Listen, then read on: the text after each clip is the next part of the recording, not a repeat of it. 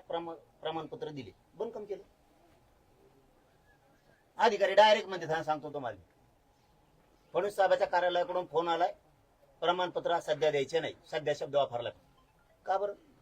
आता अधिकाऱ्याचं नाव सांगावं तर त्याचं काळीच लागली म्हणायचं, कारण त्याला भाजप म्हणतात. पुन्हा पुन्हा तुम्ही म्हणता भाजप पोराचा आला,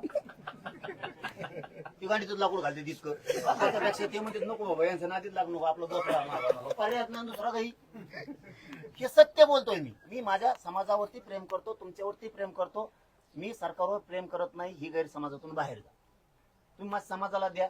8 महिने झाले शांत झालो मी, नुसतं समाजाला गॅजेट दिलं तर गप्प बसलो. दिलं तुम्ही, नाही दिलं. तुमचा एक दुसरा शब्द होता, तुम्ही नारायण राणे साहेबाला भांडले का, तुम्ही अशोक चव्हाणांना भांडले का, तुम्ही शरद पवारांना भांडले का, फडणवीस साहेबांना का भांडता?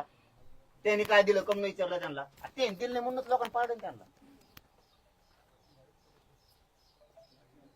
गंगाधर चहा सांगणार थोडे. दिलं नाही म्हणूनच लोकांनी पाडलं, तुम्हाला आणलंय ना. आता मग तुम्हाला भांडवतो, त्याला भांडू काय करायचं? आलो ना मी भांडण करायला तुझ्याशी. हा पण हे सांगायला तुम्हाला मी, तुम्ही जे प्रश्न होते त्या प्रश्न होते. आता गॅजेट तुम्ही दिलं, त्याचे सगळे प्रमाणपत्र बंद केले. बरं गॅजेट असून अडचण काय? सगळ्या 1,23,000 बीडला आहेत, कुणबी कुठं गेले? आकडा थोडाफार कमी जास्त होईल हजारात. जवळपास 1,55,000 जालन्यात आहेत, कुणबी कुठे गेले? 1,77,000 नांदेड जिल्ह्यात आहेत, कुठे गेले? कुणबी ते गॅजेट मध्ये आहेत. लातूर मध्ये आहेत, हिंगोलीत आहेत, परभणीत आहेत, धाराशिव मध्ये आहेत. हे गेले कुठं? मग जर आमचं गॅजेट येतो द्या ना तुम्ही. राहू दे बाबा, का रद्द केलं?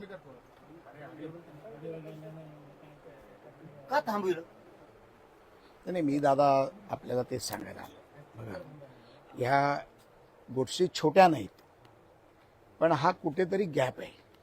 मी आज तुझ्याकडे का आलो, भाऊ म्हणून का आलो, तुझं ऐकायला का आलो, की ह्या कुठेतरी गोष्टी कुठे थांबल्या आहेत. ह्या का थांबल्या आहेत, ह्या समितीकडे असेल, कोणाकडे असेल, आपल्याला बोललं पाहिजे. म्हणून मी म्हटलं ना, माझं गंगाधरशी बोलणं झाल्यानंतर गंगाधरचं म्हणणं होतं 7-8 विषय दादांच्या मनामध्ये फार आहेत, जे तुम्हाला चर्चा करावे लागतील. तर मी म्हटलं मी येऊनच वैयक्तिक बोलतो, तुम्ही मला मेसेज करणार, मी तुमच्याशी फोनवर बोलणार, असं व्हायला नको.